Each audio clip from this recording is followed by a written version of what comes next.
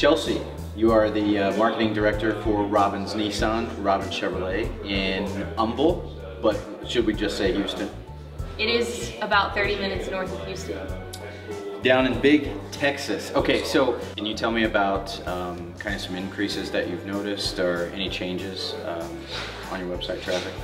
Well, at this time last year, we weren't doing anything digital. We weren't doing any paid ads. We weren't trying to increase our organic traffic. And to be honest, we needed a makeover all around. We've seen our web traffic more than double in the last year since we've started putting forth a little bit of effort. And we're sort of trying to change our internal processes to match the increase in leads that we're seeing from the SEM that we're now doing, and putting dollars into trying to rank organically both in our Humble area, and we're also trying to pull from the city of Houston as well as surrounding areas, even as far as an hour and a half away in Beaumont, which is east of us.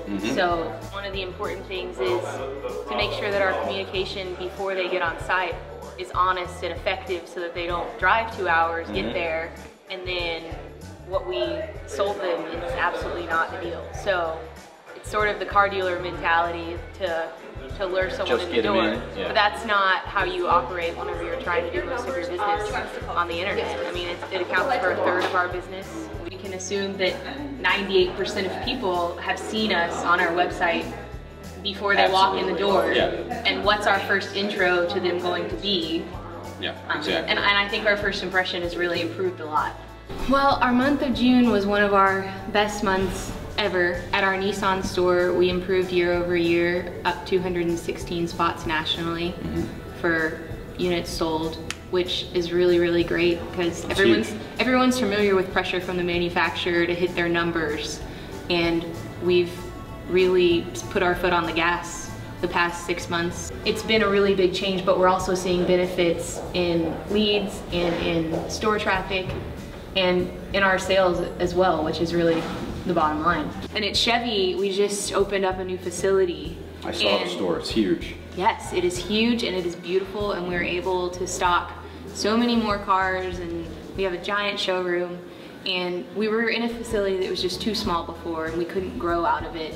And now we have incremental goals that we're trying to hit, and I think that our internet process improvements are gonna get us there. How has ownership and your executive staff at the dealership handled kind of the switch in paying third-party lead providers and then say, hey, we're gonna write content? Kind of what advice do you have for owners and general managers that are looking to make the switch but just hesitant because they're like, wow, that's a lot of money, you know, should I be spending it?